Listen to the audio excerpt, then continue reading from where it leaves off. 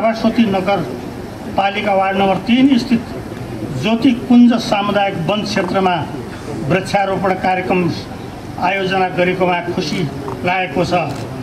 यसका लागि प्रदेशको तर्फबाट आयोजकलाई धेरै धेरै धन्यवाद छ। राष्ट्रपति सूर्य संरक्षण कार्यक्रम सरकारको प्रकृति संरक्षण र सम्वर्धन गर्ने उद्देश्य लिएको एकमात्र राष्ट्रिय गौरवको आयोजना पनि हो। नेपाल सरकारले 2071 साल असार 2 गते यस क्षेत्रका प्राकृतिक स्रोतहरूको संरक्षण र दिगो व्यवस्थापन तथा यहाँ हुने गैर कानुनी गतिविधिहरूलाई नियन्त्रण र नियमन गर्ने उद्देश्यले सरकारले राष्ट्रपति सूर्य संरक्षण कार्यक्रम लागू गरेको हो।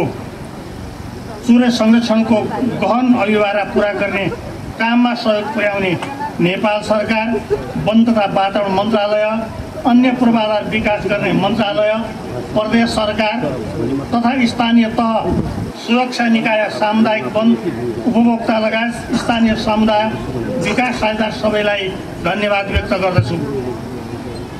नेपालको चुरे श्रृङ्खला हिमालय पर्वतमालाको दक्षिणमा अवस्थित, पूर्वमा मेचीदेखि पश्चिम महाकाली नदीसम्म तन्किएको छ।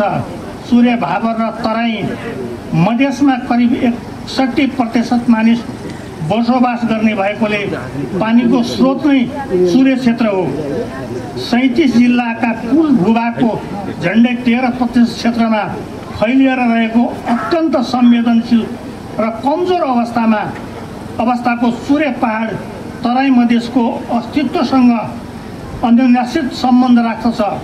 पहाडको खम्बा र तराई प्रदेशको सुरक्षा कवचका रूपमा सूर्य क्षेत्र रहेको छ।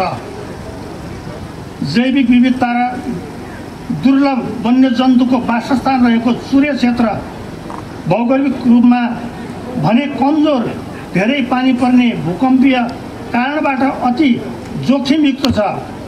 अव्यवस्थित बसोबास, वन अतिक्रमण, नदीजन्य पदार्थको दोहन, अनियन्त्रित भौतिक पूर्वाधार निर्माण लगायतका कारण यो क्षेत्र झनै संवेदनशील बन्दै गएको छ। त्यसैले पनि यस्ता वृक्षारोपण र वन जङ्गल संरक्षण आवश्यक रहेको छ। सरकारले सूर्य संरक्षणको 20 वर्षीय गुरु योजना समेत स्वीकृत गरी सोही अनुरूप सूर्य क्षेत्रदेखि तराई मधेससम्मका सरोकारवाला सबै निकाय र समुदायको सहभागितामा संरक्षणका विभिन्न कामहरू प्रभावकारी रूपमा सञ्चालन गरिएको छ। नेपालको अन्न भण्डार तराई र मधेसका जनतालाई प्राकृतिक विपदबाट बचाउन सूर्य क्षेत्र बचाउन अपरिहार्य छ। सूर्य दिवसका अवसरमा सूर्य संरक्षण र सम्वर्धनतर्फ अग्रसर रहन म सम्पूर्ण प्रदेशवासीमा हार्दिक शुभकामना व्यक्त गर्दै आफ्नो भनाइलाई बिट मार्छु। सबैलाई एकमुष्ट नमस्कार।